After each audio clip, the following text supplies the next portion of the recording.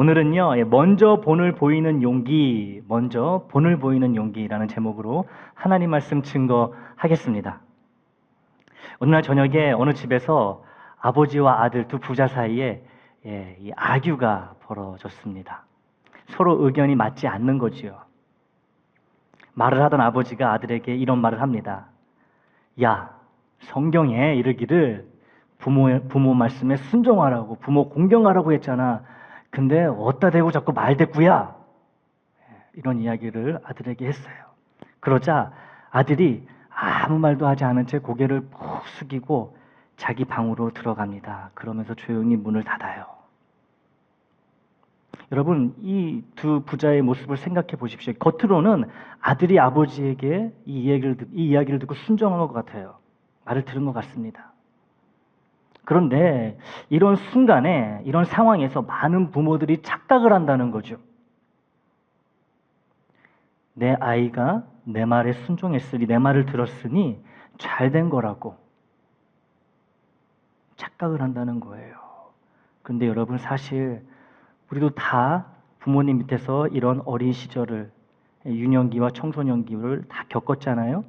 이런 상황에서 내가 방으로 들어갔을 때 여러분, 그게 순종인가요, 사실? 뭐지요? 포기라는 거예요. 아버지하고는, 엄마하고는 더 이상 대화가 안 돼. 포기한 거예요. 순종이 아니에요. 이 상황에서 순종과 이 포기는 이 겉으로 드러나는 모습은 똑같아 보이지만 10년 뒤에, 20년 뒤에 이 부모와 자식 간의 관계는 완전히 달라진다는 거예요. 순종의 관계였냐, 아니면 포기의 관계였냐. 오늘 본문은요, 이 에베소서 오늘 본문은 바로 이러한 지점을 명확하게 짚어주고 있습니다. 이 자녀에게는 부모를 공경하라 하고 부모에게는 자녀를 노엽게 하지 말라라고 양측에 여러분 책임을 부여하고 있습니다. 이 얼핏 보면요, 이 간단한 가정 윤리처럼 보여요. 간단합니다.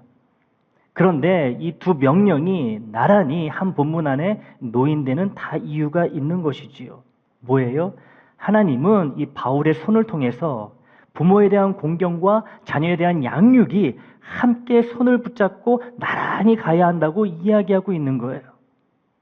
부모에 대한 존중과 자녀에 대한 양육.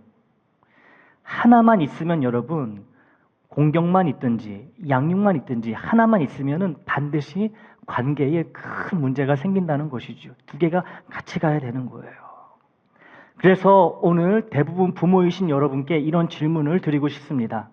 나는 지금 자녀에게 복종을 요구하고 있는가, 아니면 신뢰를 쌓아가고 있는가?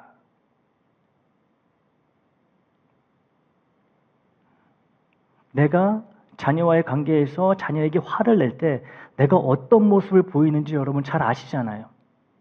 그럼 이 질문에 바로 대답하실 수 있습니다. 솔직히 여러분, 우리는 이 둘 중 하나에 치우치기가 쉬워요. 뭐냐 하면 부모로서의 권위만 세우든지 아니면은 자녀를 그냥 우쭈쭈 하면서 자녀 하고 싶은 대로 다 해준다는 거죠. 둘 중에 하나를 선택하기 쉬워요. 이거를 균형 잡는다는 게 사실 너무 어려워요. 제가 키워보니까 그래요. 여러분, 권위만 내세우는 사람이 있습니다. 권위만 내세우는 부모가 있어요. 내가 너를 낳았고 너를 입히고 먹이고 재워주니까, 네가 내 집에 살고 있으니까 당연히 너는 내가 하는 말, 내 생각을 따라야 돼. 말만 놓고 보면 여러분 딱히 틀린 말이 아니죠. 틀린 게 어디 있습니까? 다 맞아요. 하지만 이런 식으로 자녀와의 관계가 자꾸 잡혀가다 보면 점점 멀어진다는 거예요. 뭐가 멀어져요? 관계가, 사이가 멀어지는 거예요. 자녀는 순종하는 척하지만, 아까 예를 들었던 것처럼 겉으로는 순종하는 척하지만 마음은 닫혀간다는 거예요. 부모와의 관계를 포기하는 거예요. 속으로 뭐예요? 이놈의 집구석, 내가 얼른 성인만 되면 당장 나갈 테야.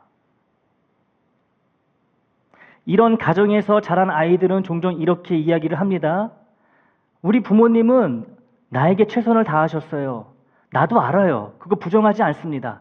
그런데 이상하게도 나는 그런 부모님께 감사한 마음이 안 들어요. 전혀 고맙지가 않아요. 왠지 모르게 부모님과 마음 깊은 얘기를 나눠본 적이 없어요. 헌신하고 희생하고 노력한 거 알지만 그 덕에 내가 지금까지 자랐지만 나는 우리 부모에게 고마운 마음이 없습니다. 관계가 단절되는 거죠. 부모의 권위만 내세우니까. 반대로 자녀에게 이 사랑만 베푸는 부모들이 있어요. 사랑만. 무조건 들어줍니다. 무조건 맞춰줘요.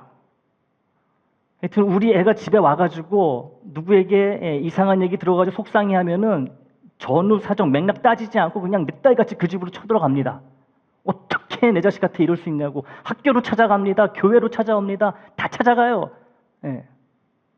당신이 뭔데 나도 울리지 않는 이 금쪽 같은 내 자식을 울리느냐 이거죠. 무슨 일을 해도 무슨 실수를 하고 잘못해도 괜찮아 괜찮아 다 괜찮아 너는 괜찮아. 여러분 이런 모습이요 처음에는 정말 따뜻해 보일 수 있습니다. 참 야, 대단한 부모다. 저런 상황에서도 화를 안 내네. 그런데 여러분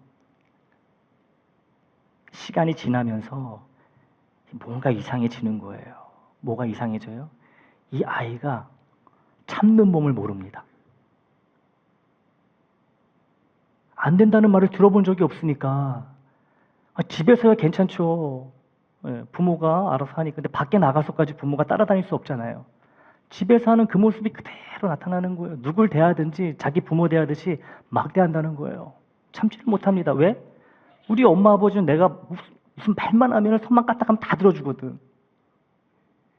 힘든 일이 생기면요 버티지를 못해요. 왜냐하면 부모가 지금까지 다 대신 버텨줬기 때문에. 사랑은 넘치는데 그 사랑이 아이를 연약하게 만들고 망쳐버린다는 거죠. 이런 식의 사랑은. 여러분 닻이 없는 배를 생각해 보십시오. 닻.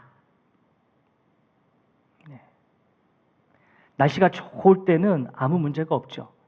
그런데 바람이 조금만 강하게 불어도 그 배는 어떻게 되죠? 닻이 없으니까 정처 없이 막 떠돌아다니게 되잖아요. 여러분 사랑이 없어서가 문제가 아니고요. 사랑이 전부였기 때문에 이런 문제가 생긴다는 거예요. 사랑이 전부였기 때문에. 권위를 내세우든지 그냥 다 들어주든지 사랑이라는 이름으로. 두 가지 다 실패의 모습이죠. 한쪽만 우리가 택한다면. 근데 사실 낯설지 않잖아요, 여러분. 자식 키워보시면서 다 이런 실패 누구나 겪지 않습니까? 자, 그런데요, 여러분. 가정에서만 이런 일이 일어나는 게 아니라는 거예요. 교회 안에서도 이런 일이 똑같이 일어난다는 거죠. 중직자가 여러분 이런 말을 합니다. 내가 우리 교회에 더 먼저 왔고 그래서 내가 우리 교회에 대해 더 잘 알고 있고 그러니 당연히 내가 결정해야 된다. 중직자가 이런 식으로 이야기를 합니다. 교회 처음 나오신 분들 이제 우리 교회 신앙생활 막 하신 분들에게 이런 식으로 이야기를 해요. 뭔가 의견이 맞지 않으면 당신 우리 교회 언제 왔어? 나는 언제부터 왔는데 지금 얼마나 내가 이 교회에 오래 있었는데 당신이 우리 교회에 대해서 뭘 알아? 자, 한편 교회 등록한 지 얼마 안 된 교우는 또 이렇게 생각한다는 거예요. 나는 그냥 따라가면 되겠지. 책임은 중직자 몫이니까. 그러니까 서로가 중직자는 자기의 권위를 내세웁니다. 터줏대감 역할을 하는 거예요. 노릇하는 거예요. 처음 온 사람은 아예 교회에 관심을 안 가집니다. 난 뭐 이제 왔는데 난 그냥 항상 새신자로 살고 싶어. 난 일하고 싶지 않아. 재직들 중직들이 하는 거지. 나는 직분도 받기 싫어. 서로 여러분 이런다고 생각해 보세요. 그 순간 어떻게 되죠? 우리 애장 공동체는요. 하나님이 원하시는 살아있는 몸, 유기적으로 붙어서 활발하게 자유롭게 움직이는 그런 몸이 되지 못한다는 거예요. 삐그덕삐그덕거리는 거죠. 여러분 하나님이 왜 바울을 통해 오늘 본문과 같은 말씀을 주셨을까요? 에베소 교회는요 바울이 떠난 뒤에도 여러 가지 문제를 직면하게 됩니다. 문제가 없는 교회가 어디 있겠습니까? 바울이 세웠어도요, 문제는 있었어요. 에베소 교회 안에는 역할과 직분이 있었습니다. 그런데 성경이 강조하고 있는 서로 간의 사랑과 신뢰가 서로 균형 있게 자리 잡지를 못하는 그런 문제도 있었다는 거예요. 하나님은 이런 에베소 교회를 향해, 그리고 오늘 우리 애장을 향해 분명히 말씀하고 계신 거죠. 이런 방식으로는 안 된다고 말씀하시는 거예요. 단순히 직분의 권위만으로는 교회가 건강하게 세워질 수 없고, 관계와 신뢰, 사랑이 반드시 함께해야 건강한 우리 애장이 될 수 있다고 말씀하시는 거예요. 치우치면 안 된다는 것이죠. 여기서 잠깐 우리 자신을 들여다볼까요? 여러분은 가정이나 교회에서 지금 어느 쪽에 속하는 사람이신 것 같습니까? 사실 이 질문이 불편하게 느껴지는 분이 계실지도 몰라요. 나는 집이건 교회건 어디건 항상 옳은 말을 했는데, 나는 항상 희생하는 쪽이었는데, 나는 가족을 위해 모든 것을 바쳤고 교우들을 위해 헌신해 왔는데, 애썼는데, 왜 가족 간의 관계가, 또 교우 간의 관계가 이렇게 되었는지 모르겠다고 느끼시는 분들이 있을지도 모른다는 거예요, 이 자리에.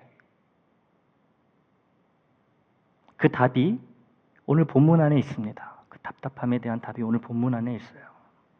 여러분, 바울이 말하고 있는 권위는 우리가 생각하는 권위하고 다릅니다. 에베소서 6장 4절을 보겠습니다. 같이 읽을까요? 시작. 또 아비들아, 너희 자녀를 노엽게 하지 말고 오직 주의 교훈과 훈계로 양육하라. 여기 아비들아 라는 말에는 아버지만 포함된 게 아니고요, 어머니도 포함되어 있는 표현입니다.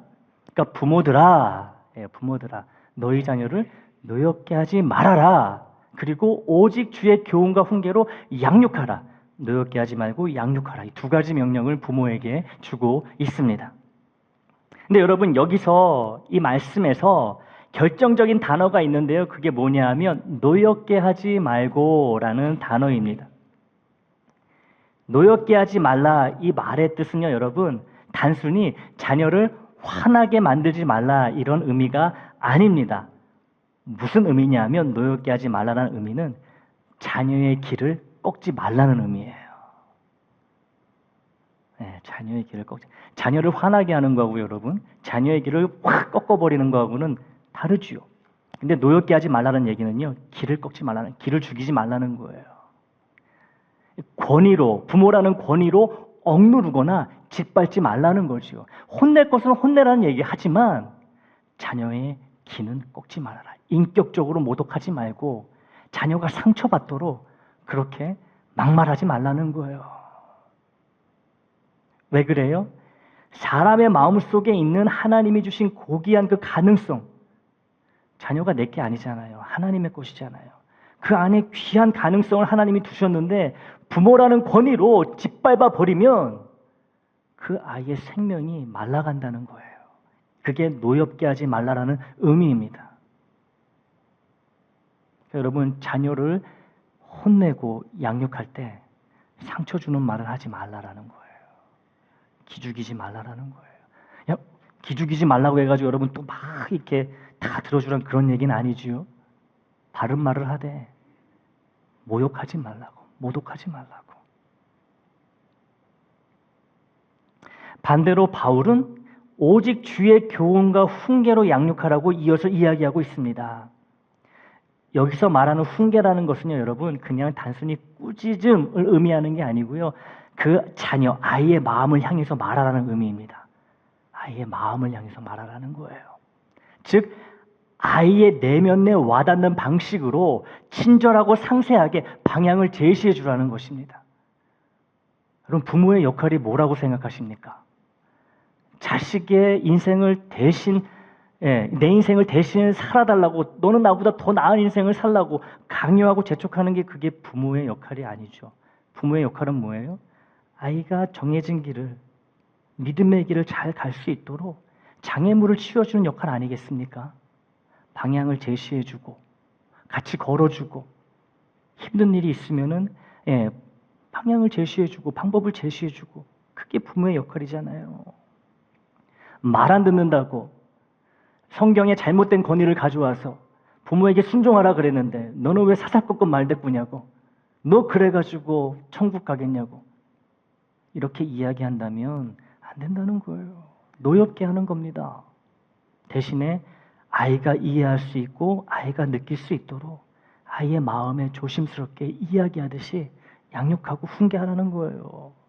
순종할 것을 강제로 주입하는 것이 아니라 억압적으로 순종을 이끌어내는 것이 아니라 아이의 마음이 움직이도록 이끄는 것이 부모의 역할이라는 것이지요. 그러니까 여러분 부모 노릇하는 게 훨씬 힘든 거예요. 자식은 그냥 알았어요 하면 끝입니다. 부모는 뭐예요? 그 알았어요 할 때까지 이끌어야 되는 거예요. 훨씬 어려운 거죠. 이것이 바울이 말하는 양육의 본질이에요. 여러분 예수님을 보십시오. 가장 높은 권위를 가진 분이셨습니다. 뭐 비교할 수가 없어요. 그 누구의 권위도 우리 예수님께는. 아니, 하늘과 땅의 주인이시잖아요. 온 우주의 주인이시잖아요. 다 예수님의 것입니다. 그런데 예수님이 이 땅에 오신 많은 일 중에 여러분 어떤 일이 있으셨죠? 제자들의 발을 씻기셨습니다. 종의 모습으로, 당시 노예의 모습으로 허리에 수건을 두르고 제자들의 발 앞에 무릎을 꿇으시고 허리를 숙이시고 꾸정내 나고 여러분 그의 먼지 묻은 발을 깨끗하게 닦으셨다는 거죠. 그거는 종이나 하는 일이에요, 여러분. 가장 높은 권위를 가지신 분이 가장 낮은 일을 하셨다는 것이죠. 여러분 이런 모습 속에서 우리가 예수님께서 그런 권위를 그냥 포기하셨구나 이걸까요? 아니지요. 예수님의 권위는 여전히 살아있습니다. 더 빛나고 있어요. 무엇을 통해서? 섬김을 통해서 예수님의 권위가 더 빛을 발하고 있다는 것이죠. 예수님은 말씀하셨습니다. 마태복음 23장 11절이에요. 같이 있습니다. 시작. 너희 중에 큰 자는 너희를 섬기는 자가 되어야 하리라. 여러분 이 말씀을요. 큰 자가 되기 위해서 섬겨야 되겠다 이런 의미가 아니고요. 섬기다 보면 하나님이 높으신다는 의미예요. 이것이 에베소서 6장 오늘 본문이 말하는 진짜 권위입니다. 명령이 아니라 여러분 삶의 모습 본으로 보여야 된다는 거예요. 진짜 권위는 거기서 나타난다는 것이죠. 지시와 명령이 아니라 내가 먼저 그 지시와 명령을 말씀대로 살아내야 된다는 거예요. 자녀 앞에서, 교회 앞에서, 교우 앞에서, 하나님 앞에서, 세상 앞에서 살아내야 되는 거예요. 이게 살아있는 믿음이죠. 지난주에 말씀드린. 규칙을 입으로만 외치는 것이 아닙니다. 그 규칙을 먼저 살아내야 된다는 거예요. 여러분 미시간주라고 해요. 미시간주. 가보신 분 계십니까? 미시건? 우리 최명숙 권사님 안 가보셨어요? 미시건? 가보셨죠? 왠지 가보셨을 것 같아. 또 계실 것 같은데 저는 아직 못 가봤어요. 못 가본 데가 너무 많아요. 캘리포니아 좀 벗어나고 싶은데 여러분 어디 좋은 데 가시면 좀 데려가 주세요. 따라가게. 근데 여러분 미시간주에 제가 가보지 않은 미시간주에 플린트라는 도시가 있습니다. 실제로 이 도시에 2014년부터 수년간 수도관에 수도관이 나부로 오염이 돼가지고요. 그 도시 사람들이 큰 고통과 불안을 겪었어요. 미국 사람도 그냥 막 물 마시잖아요. 수돗물 마시잖아요. 정부를 믿기 어려웠고 그 도시에 살고 있는 주민들은 이제 지쳐가고 있습니다. 물에 문제가 있으니 여러분 납을 마시는 거 아니겠습니까? 근데 그 도시에서 한 교회가 특별한 일을 시작했습니다. 그 특별한 일은 그 교회 목사님이 설교를 더 잘하거나 프로그램을 더 많이 만든 그런 일이 아니었어요. 그냥 교회 문을 활짝 개방을 하고 주민들을 교회 안으로 받아들였다는 거예요. 불안해하고 초조해하고 집에 못 들어가는 주민들을 교회 안으로 그냥 불러들였대요. 그리고 그 교회 교인들이 그렇게 불안하고 이 걱정 가운데 있는 그 주민들, 교회에 들어온 그 주민들이 있으면 그 옆에 앉아가지고 그 교우들이 같이 울어주고 같이 고민하고 같이 기도하면서 그렇게 손을 붙잡았다는 거예요. 그랬더니 여러분 이 모습을 본 많은 사람들이 교회로 돌아오기 시작했습니다. 다시 복음으로 돌아왔다는 거예요. 이 교회의 무슨 프로그램이라든가 그 교회의 어떤 설교라든가 특별한 어떤 그런 일 때문이 아니라 이 교회가 그냥 보여주는, 문을 활짝 개방하고 같이 아파해주는 그 교우들의 삶 속에서 하나님의 사랑과 신뢰를 보았다는 거죠. 그랬더니 교회에 사람들이 모이기 시작했다는 거예요. 예배드리러. 여러분, 신뢰라는 것은요, 말로 세워지지 않습니다. 절대 말로 세워지지 않아요. 여러분, 세상에서 말은 누가 제일 잘해요? 누가 제일 잘하죠? 사기꾼. 예. 여러분, 우리가 그 뉴스 보도 보면요, 아니 어떻게 말도 안 되는 거예요, 저렇게. 예, 돈을 다 갖다가 맡기고 사기를 당하지? 예, 여러분, 그 사기당한 사람들이 우리만큼 똑똑하지 못해 사기당할까요? 아니에요. 사기꾼의 말에 홀리니까 그런 거예요. 말을 너무 잘하니까. 그렇다고 여러분, 말 잘한다고 우리가 사기꾼 신뢰하나요? 절대 안 하죠. 신뢰는 절대 말이 아니라 뭐로 세워져요? 본이라는 거예요, 본. example. 우리 자녀들도 마찬가지입니다. 우리가 가르치는 하나님 말씀보다 우리가 하나님 말씀대로 사는 모습이 아이들에게 더 오래 기억되는 법이에요. 주일 아침에, 이른 아침에 제일 먼저 성경책을 들고 일어서 집 밖으로 나아가서 교회로 향하는 부모의 뒷모습이 수십 번의 훈계, 교회 나가라, 예수 믿어야 된다, 이런 훈계보다 더 깊이 아이의 마음에 새겨진다는 것이죠. 보여지는 모습.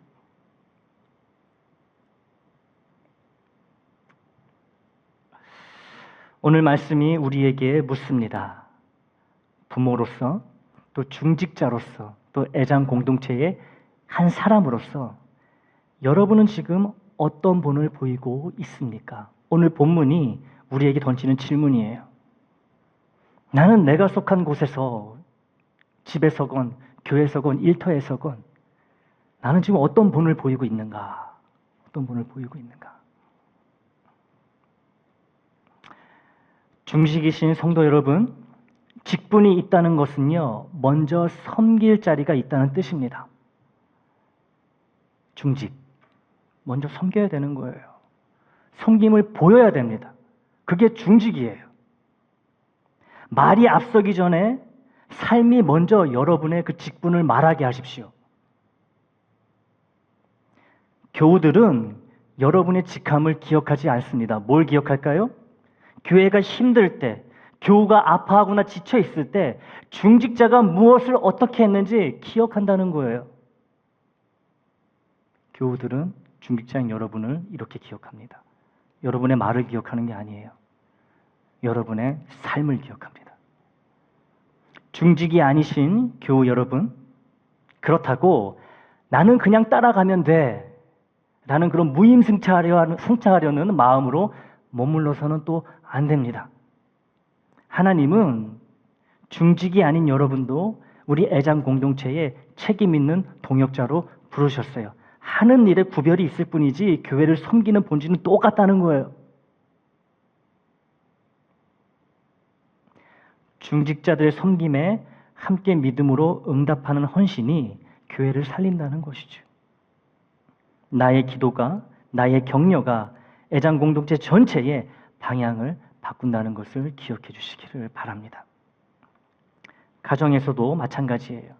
부모가 먼저 예배드리는 본을 보일 때 자녀는 따라오게 되어 있습니다. 자녀가 부모의 삶에서 하나님을 발견할 때 그때 신앙이 전수가 되는 거예요. 여러분, 완벽한 부모가 아니어도 괜찮습니다. 넘어져도 다시 일어나는 부모의 모습을 보여주면 그 자녀도 넘어졌다 다시 일어납니다. 믿음으로.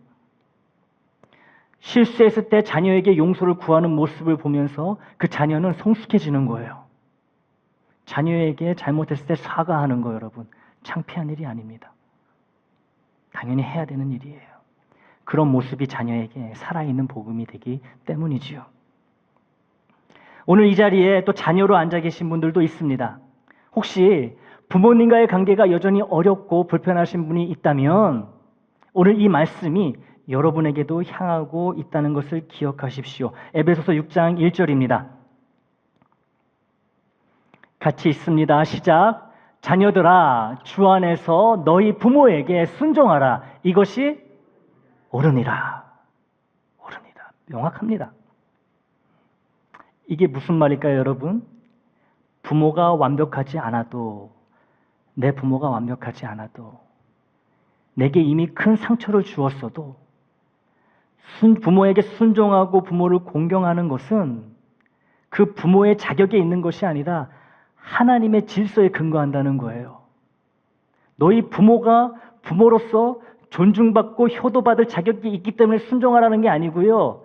너의 부모가 어떻든지 간에 너의 속을 맨날 볼 때마다 뒤집더라도 네가 자녀로서 할 도리는 하라는 얘기입니다. 하나님의 명령이에요. 사실 여러분은 아시겠지만 자녀에게 효도받을 만큼 내가 참 좋은 부모였다라고 자신할 수 있는 부모가 여기 얼마나 있겠습니까?